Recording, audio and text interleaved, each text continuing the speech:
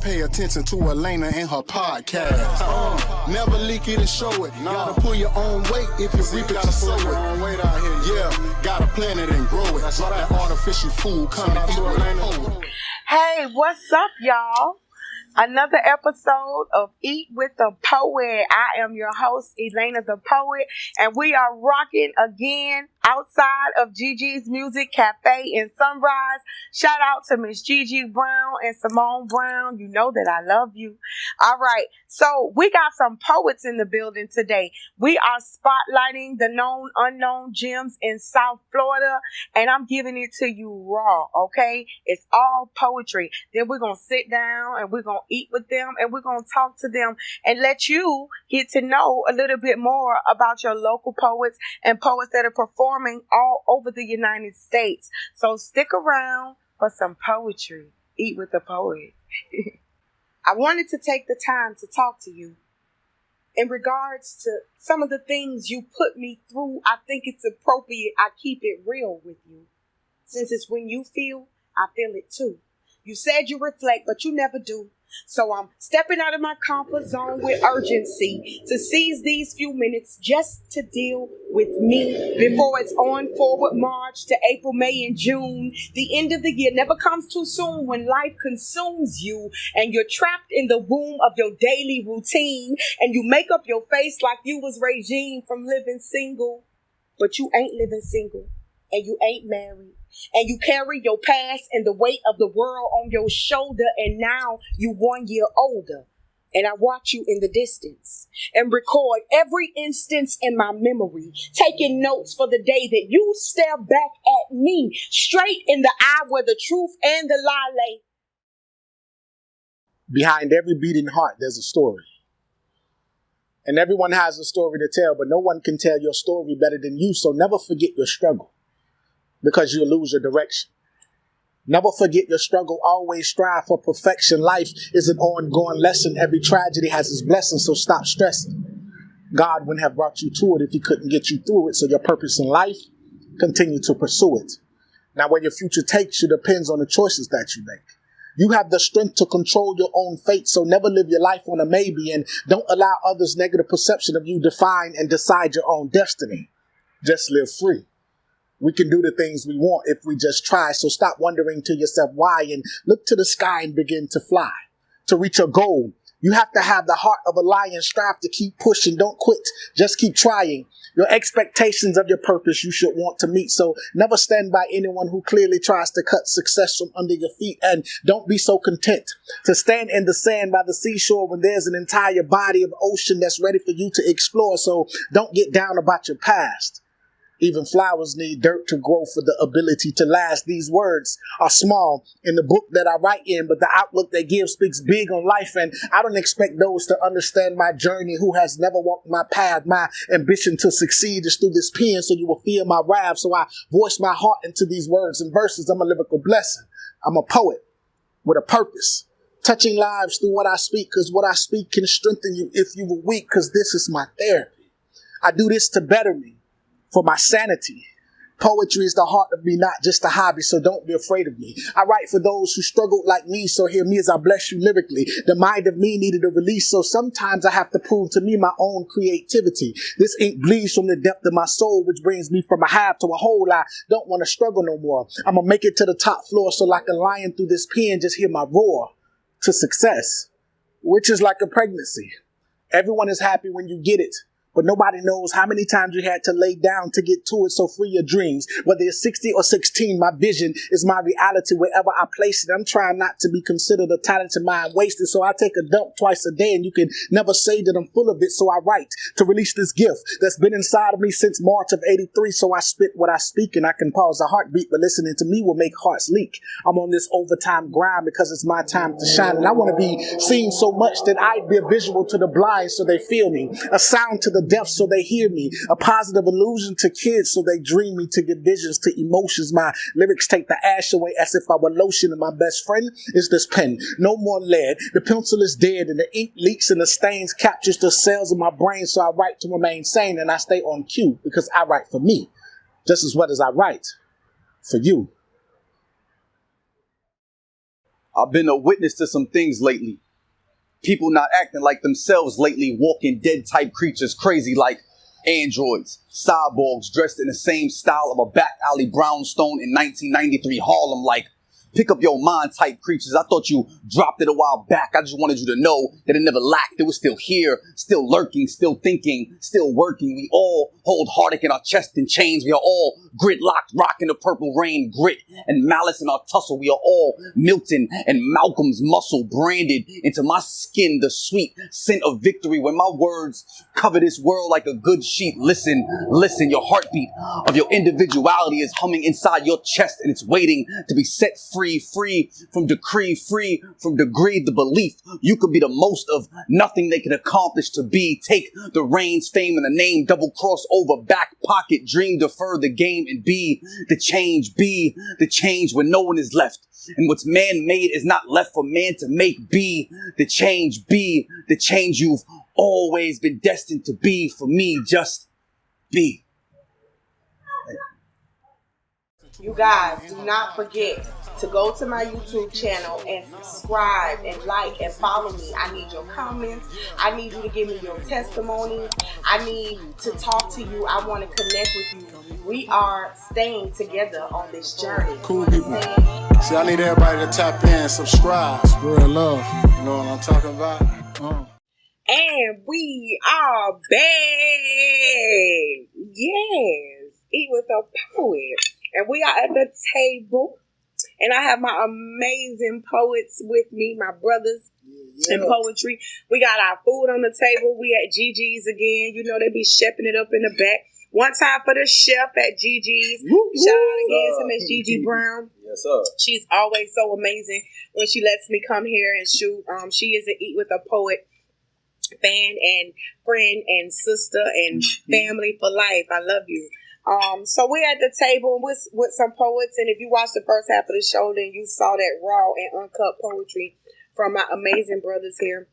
And we just want to talk a little bit. I want to ask them some questions, and we just gonna, have some real conversation with them. Thank you so much for joining me. Thank you for having me. Thank you. At my table, I need y'all to understand what's going on right now. I have to the left of me the amazing, who on Facebook I believe is known as Craig Lee. He is Creativity the Poet. Yes, right here at this table with me. You understand? And then to the left of me, I have the amazing. When I tell y'all amazing, y'all can chime in. Make sure you subscribe in the comments, like, whatever. But I got some amazingness to the right of me, who is Mr. Steve Valentine. And ladies, if you follow him and you listen to his poetry, I don't know if his real last name is Valentine, but his poetry matches that. So Guaranteed it's real. Is it really? That's my real life. Okay. Good. Listen, guys, I have questions for you because I feel like people need to know more about the poets. I feel like I had a show earlier where, some months back where I had some poets on the show because, of course, I want to always insert poetry because I love it so much. And I feel like it's important for us to constantly be reminding people that we exist and we got something that we're doing, that we're giving back. That's like, it's like we're planting seeds into the earth, and we need people to know that these seeds are here to be planted. We need them to know that we're doing this, that you exist, and that you're out here writing poems. People need to know, they need to hear your poems. Good. So I said all that to say this. Now, this might sound a little corny, guys, but I'm on my brown sugar right now. If y'all on that throwback, I'm on my brown sugar right now. All right, Creativity, I'm going to ask you. You get to go first. I can prepare. Look, he's somebody he can prepare. When did you first know that you were in love with poetry? Whether that was an experience, whether it was a poet that you saw or a performance that you did, when did you first know that you were in love with poetry? In love with poetry. Man, let's see. Okay. I think around when I actually started back writing, around 2009. Mm-hmm. I saw Black Ice from Philly. Man, he was dope. Just off, YouTube. Mm-hmm. Just searching YouTube. It's funny. And That's kind of how it happened to me too. Right, it was crazy. I said, man, who is this guy? And I was like, okay. And then at the same time, going through, marital issues, and I'm just like, man, started back writing, and it went from there. Mm-hmm. I had went to therapy. Mm-hmm. Going to therapy, and it released from there. And my therapist said, she asked me what was I doing, to cope with my going through the divorce. Mm-hmm. I said I found myself writing every day, just writing, and it was calming my nerves, down. Being that I'm going through my first divorce, and I was like around, I want to say 22, 23, maybe or so, or 24, something like that. But and it shot from there, just going up off YouTube, and I said, man, this is therapeutic. I swear, I promise you, real quick, I gotta interject because there was some fries, guys. One time for my baby, summer in a bitty. Big ups to summer. I promise you that if you listen to my first album, Purpose, I only started falling in love with poetry through heartbreak and like what life did to me. I needed a way to cope. All right, so I am going to go to the left of me. Yeah, your turn. I want to know, when did you first know that you were in love with poetry? When did you know it? Because I think you have a music background, right? A little bit. Okay. Well, first of all, I used to be a rapper, and I was terrible. I was trash. Transparency. I tell you, garbage. Everybody's not going to tell you that. Garbage. And I'll tell you, I used to steal rhymes and all types of stuff. Yeah, so and I was watching battle rap back in the day, but that was my thing. And then I just realized that it wasn't for me. So I still had the pen, but I didn't have enough experiences to really put it on the page. I was just stealing rhymes and doing garbage. So as I got older, right before high school, I think it was summer before college actually, I stumbled upon YouTube. YouTube broke a lot of boundaries. Yeah, straight up. And I stumbled upon the Knicks Poetry Slam in New York City. It was all youth poets. It's not around anymore, but it was kind of like Brave New Voices. Okay. But it was from the Knicks. I think it was called Knicks Poetry Slam. And then that, I started seeing these 18-year-old kids just kind of just eating, doing straight poems, slam poems. And I'm just like, oh, this is kind of fire. Like, it's kind of similar. It sparked something in you. Really? Yeah. And I'm like, all right, cool. I went to college and I wrote my first poem like 2 months later. And that's when you knew? When you wrote the poem, or while you were writing the poem, or after you finished the poem? It was actually, I think, probably that sparked it, but then after a few performances, that's really when it took the off. Feeling. Yeah. The feeling because that it I'm gives introverted. You. Like, I'm introverted 100%. People just don't realize it, and they think, they think I'm like avoiding them or being standoffish when they see me when I come to the shows. No, it's because I don't know if I want to be there yet. Right. I'm trying to get my mind together. I'm trying to get my body together. I'm trying to get my nerves together. And they, you know what I'm saying? So now, and when you say that, doesn't that make you understand that what you do is bigger than you? Because when you have to look at it like that, you're there with a purpose and with the reason of giving these poems to people. You know what I'm saying? And you know that if those poems helped you, they must touch at least one or two people in the audience. You understand what I'm saying? So it's like, if that be the case, and you know in your own mind that you wouldn't naturally be doing something like that because maybe you're an introvert or you're shy or whatever it is that would keep you from doing that, that's when we begin to understand that what we do is so much bigger than ourselves. And we have to do it. You understand? Because what we do brings us to this place.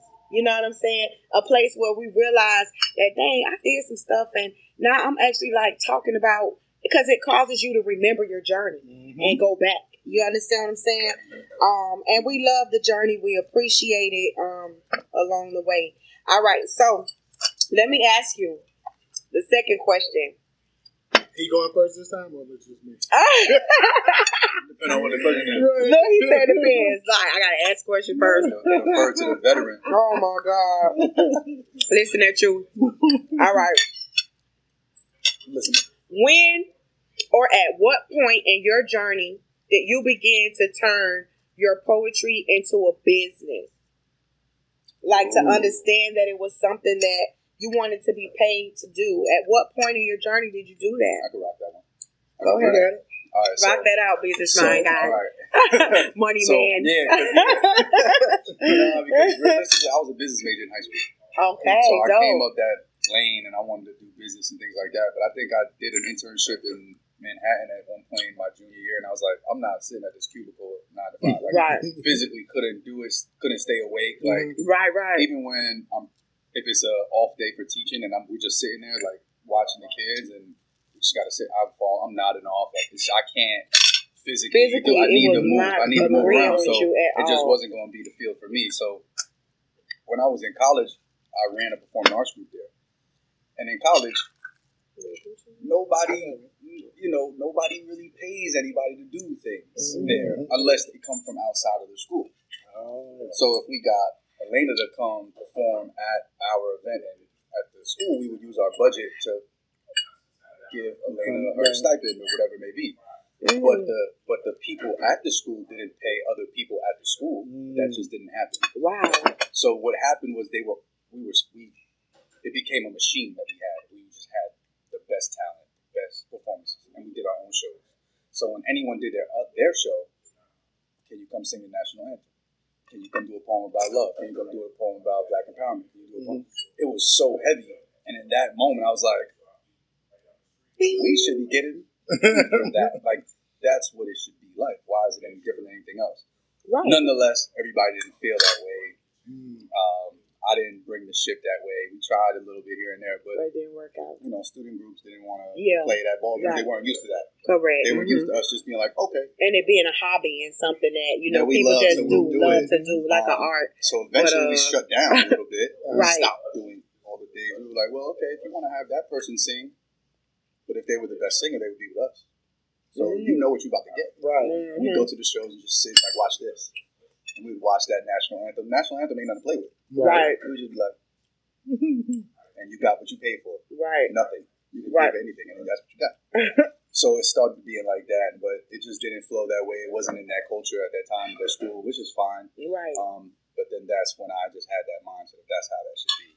So then when I got here, started going into poetry, I was just like, if you're good and you've been doing this for that You long, can get paid for it. and you are skilled at the craft, and you should be paid for what you do. Right. Like, but the Correct. biggest question is, when does that love turn into I deserve to be paid?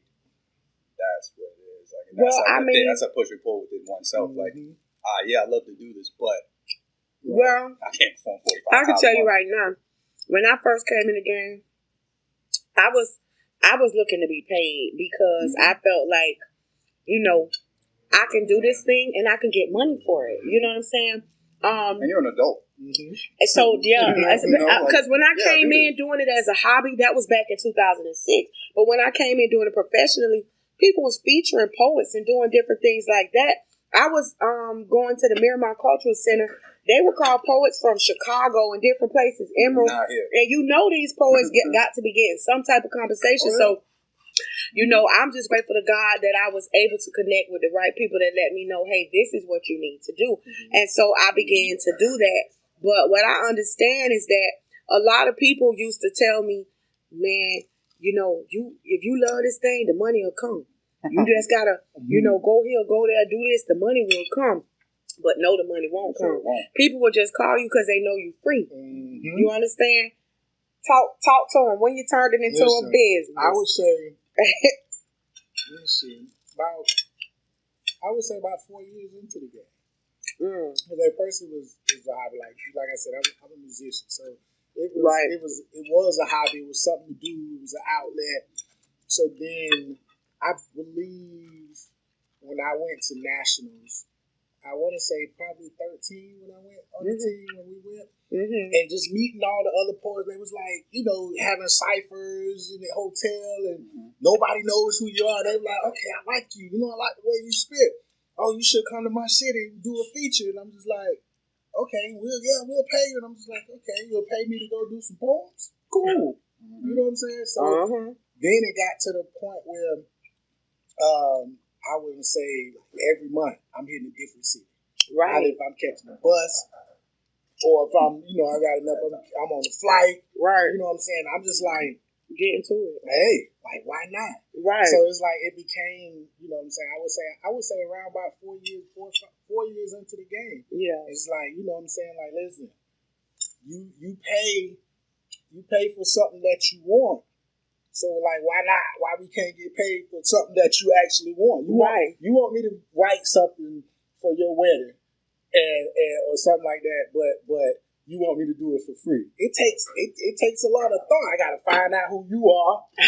We gotta do research. Well, we know what it takes because we were a poet, so we know what it takes. That's why we know we require some type of compensation, and depending on the levels, you know what I'm saying, you can say what it is, and it be that. Mm-hmm. Yeah. They try to price you. Right. You know what I'm saying? Say that again. They try to price you. Like, I ain't gonna lie, I've done a lot of stuff for free because because everywhere you go, there's always gonna be somebody who has never heard you. Right. So you might get that foot in the door. Exactly. So like you that. do that one. You know what I'm saying? I remember I did a free show. Once I had to literally, it was a breast cancer. I had to do a breast cancer piece strictly for her. She was like, I can't pay you. I was like, it's fine, because I didn't know who she was. Mm-hmm. So I know all these people who you bringing. Probably, you know what I'm saying? The event was probably maybe 60, 75 people. Nobody knew who I was. Mm-hmm. Spit a piece. Literally every week after that, from October to December, had a show, paid show. Yeah, from doing that one. You know what I'm saying? Yeah, it'll be like that. But I donate performances to, homeless events and different things. I made a conscious decision to do that. And I think that's my next question for you guys. You asking a real question? Listen, like you said, trying to get to know you. Yeah, it was kind of related to my next question, which is, as a poet, what do you feel is your duty besides poetry to contribute to mankind? Because I think that title is heavy. Like, that's like MD to me, as far as I'm concerned, because I love it. I feel like the work that God has planted and placed inside of me is for healing of the soul of people who, surgeons can't reach. You understand? Certain things it can't get through to, like what poetry. That's why I always say poetry is a gift. Yeah. Because it truly is. So now my thing to you is, everybody ain't got to do that, but I'm just asking, have you made that type of decision? Talk to me. I think it's a half and half situation. Like, half is selfish and half of it is like, I want to do this and I want to do that and I want to accomplish this and that. And then the other half is like, what can I bring to the table for everybody else? Mm-hmm. So there's tons of probably great poets in Miami, and they came and left, and I've never heard of them, and we'll never hear of them because they came and left, and they did their thing. They took their money, they took their, follows, they took their whatever, and went somewhere else. But they didn't implant nothing in the city. Right. So that's what I'm trying to do right now. It's like, all right, cool. Even if I stop doing poetry, because it might get to that point one day where I'm just like, I don't want to do it anymore. Mm-hmm. Maybe. But then Stephen Valentine's name is going to be on something implanted in there. So when you talk about South Florida, you talk about, then you get to Miami and you say, oh, the poetry scene, you're going to have to say Stephen Valentine's name. Okay. And that's also selfish in and of itself, because I want that name to ring bells, but it's also going to be there. So it's like still a legacy thing, but it's also contributing to the overall community as a whole, and opening that up for people, even when that name or my voice in the mix anymore. But let me just interject. Or let me just say, I don't think it's selfish. I think it's perspective. But when it comes to that, you also have to possess a certain level of confidence in what you do, how you move, and understand what you're working with. You understand what you bring to the table and your position. And so, with that being said, the things you do will speak for themselves. You know what I'm saying? So just because you're stating it back, saying basically what you're saying is what you're trying to do. You're trying to leave your print on the poetry scene. Right. Yeah, you're trying to leave your print on the poetry scene so that people remember your name, Steve Valentine, as a poet who did some amazing things. And so there's nothing wrong with that. And sometimes on this journey, we have to be a little selfish, you know, in order to be successful, you know. I think every poet should have a purpose of why you're doing this. Right. So if you have a purpose, like my purpose is became my logo, touching lives through what I speak. Right. So if I feel that when I perform, I'm performing for a purpose. If I touch one person, I did my job. All it takes is one. So it's like, and that's how I came up with this, you know, shameless plug. I write, I spit, I touch live. You know, shout out to the t-shirt. You know, one time for the hoodie. It's dope. Red, you know, I write. In store soon. It's coming soon on the port. What that say? I write. I spit. Now, hold on, let me put the ketchup down. We gotta respect the vibe here. I write. Hashtag I write. I spit. I touch live. I touch live. So you know what I'm saying? You touch that, you hit that stage and you get into a zone. Every poet has their own zone. Right. You know what I'm saying? So you up there, you doing a service for the audience. And you put it all out on stage, so it's going to hit somebody. You know what I'm saying? So it's like the reaction you get. If everybody coming up to you telling you dope, like I said, it's okay for you to think that you dope. Because it's a reason why they want you. You know what I'm saying? It's a reason why you'll get that call. It's a reason why somebody, you know, your name, like you said, you want your names to ring bell. It's a reason why people remember what you did. You did a performance some years ago. Somebody gonna remember that performance and be like, he it. And also remember too, even if you accept the fact that you're validated by the people who are listening to your poetry, you know, we also have to stay grounded to a certain point to where we understand that, you know, it's a spiritual journey for all of us, whether we are looking at it that way or not. We're spiritual beings. And so with that being said, it's like how I do it for me is when people say, oh man, Elaine, you're so amazing. You're so this, you're so that.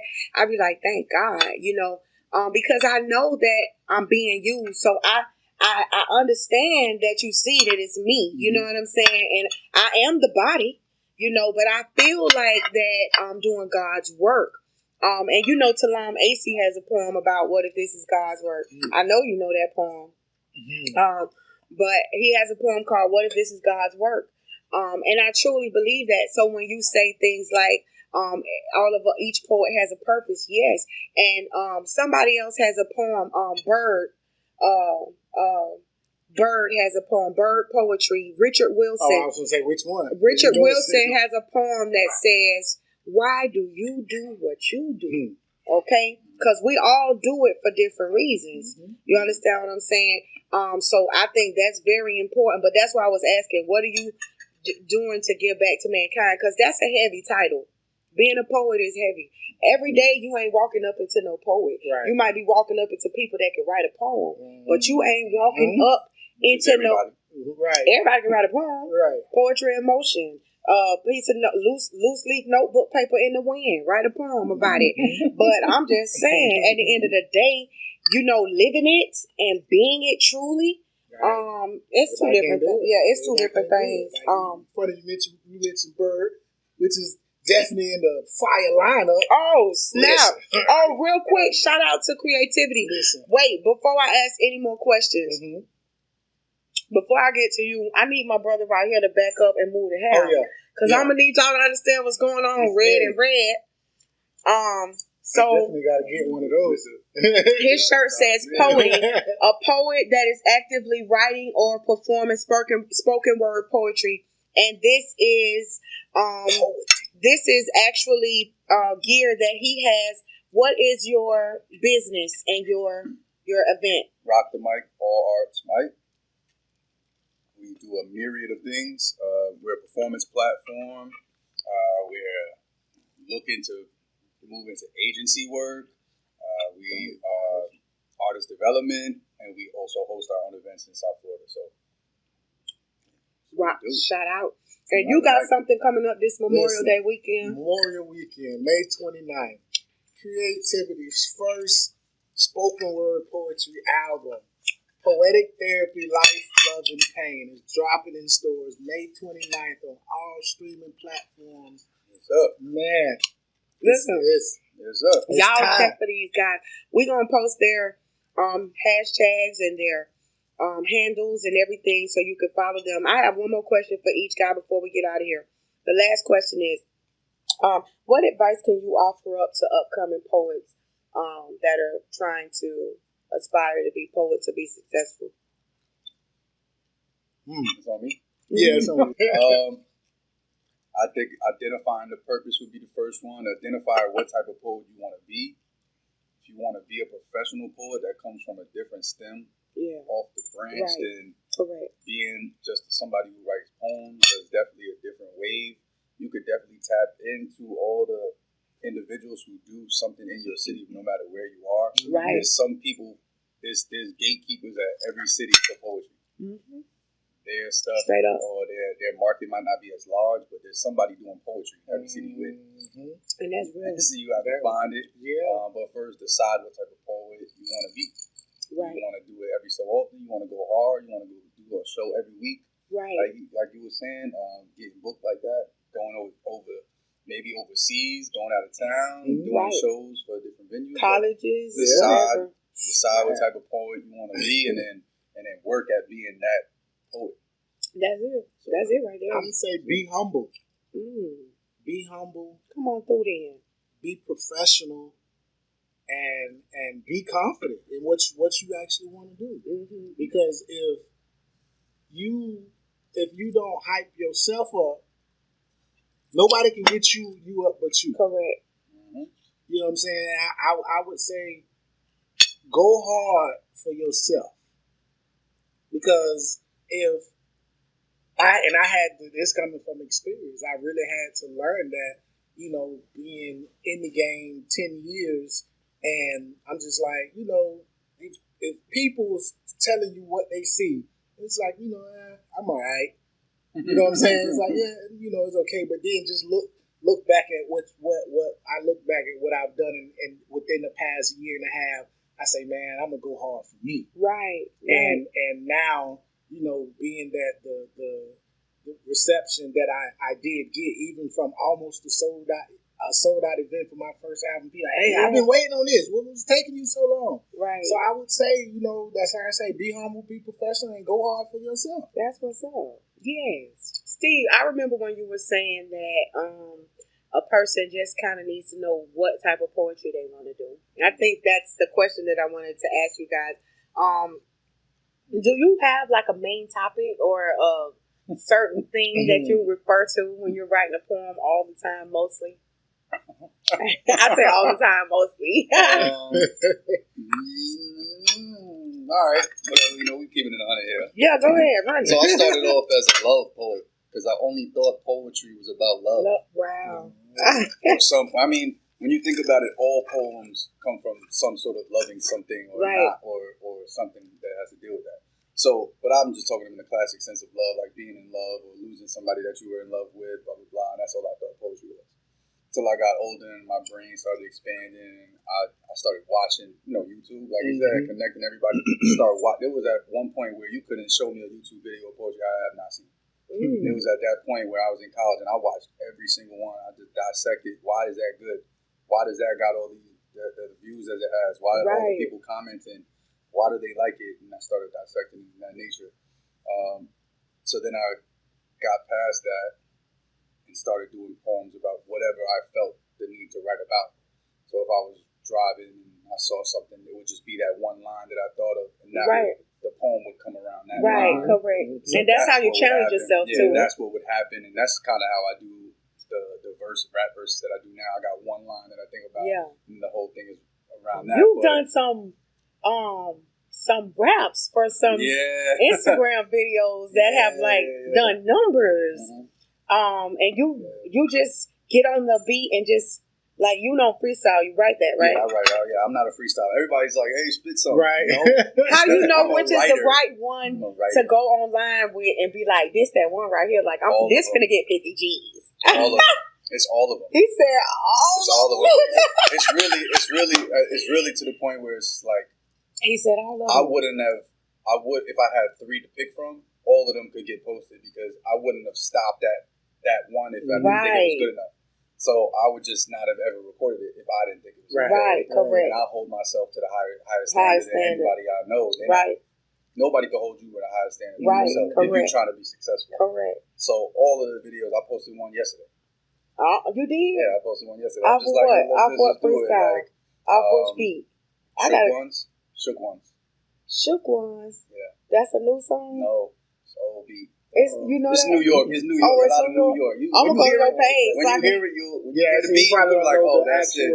The name, but I'm gonna go to your page. Shook Ones. Okay. That's a New York City beat, 90s, 90s. I gotta check that out. You got to check it out. But now when I'm in poetry mode, when I got into Miami, seeing the landscape of the people that come out to poetry in Miami venues like this aren't the same people who you saw at Nationals. Right. Judging at Nationals, at Southern Fried, at whatever it may be, they're grading you based on the poetry. Right. Your the skill of it, like the pen, the performance, and you. Right. And your ability to give that poem and translate a feeling to somebody. In Miami, in a venue, or DC or New York or whatever, you can come to a venue. All you got to do is win the crowd, and do something that's relatable to the masses. Correct. So I have just been focusing on erotic poems because I can do them anywhere, except the church, maybe. But I still got the old poems that can go to that church, or go to that birthday party, or go to that whatever. But if I come to any event, the first thing I ask somebody is like, "Can I do an erotic piece?" Yes. Say less. Right. Okay.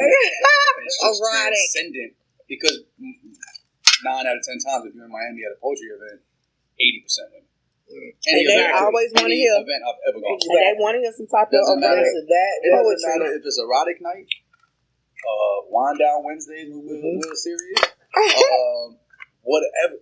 Gigi's music, it doesn't matter what the venue is. 80% women are going to be at that. When it's time. So that's just how it unfolds for me. So I'm focusing on that because I know any of those poems could be done anywhere, even in Arcadia, Saraka, doing small towns, like everything could transfer. Correct. So that's what's up. What about you? You love poetry. Listen, I've been deemed as that, but I started off with it was erotic. It was crazy. There you go. It was straight. You know, you got a poem about being in jail that is like your signature. Well, listen, and that was that's first time. And the thing about it was when I first started, performing, like my which is funny, like my stage name was the Teddy Professor, like which is crazy. Teddy Professor. So I was like, it was straight erotic. But then I thought about it. I did a poem about my dad committing suicide. And what tripped me out was I was like, that didn't go. So that's why I was like, I got to change my name. So I had to change my name to be versatile. So then I was like, I need something that fits me. That wherever I go, if I want to do erotic or if I want to do a poem about death, I can. But if I'm the Teddy Professor, everybody going to, it's going. So it was probably, I say it went for about I want to say about 8 months or so. But then it was like, like you said, like I've been deemed a love poet. You know what I'm saying? So that's what you're right, really put me out there was my love pieces. And then when I went to jail, came out, it was just, it started being everything. So that was just, life experience. And that was one of the main reasons why I did our title, my album is Life, Love, and Pain, because that's what you're getting. Right. You're getting all 3 phases. So it's like, man, but yeah, it was crazy. I started off with erotic, And then that night, I was like, oh man, that's weird. I was like, That ain't gonna go. I was like, nah, that is so real. So I was like, I gotta come up with something else. And it's funny that, when you think of a man and he's about to get ready to dig deep, he could get nasty. Mm-hmm. And that's like, he can formulate that and make that sound so beautiful. Man. Like, listen. Make it sound better than what you're getting at. Right. Make it sound better than the real thing. Like, describe it so well. I've seen you do a erotic piece and people be fanning and doing all this foolishness. And I'm like... Hey, it ain't foolishness. That's how they felt. But I'm just saying. That's how they felt. That's how they felt. Respect the vibe. You say, he did an erotic piece. You said people was fan. I did a love piece, and the chick told me she was what? No, but but the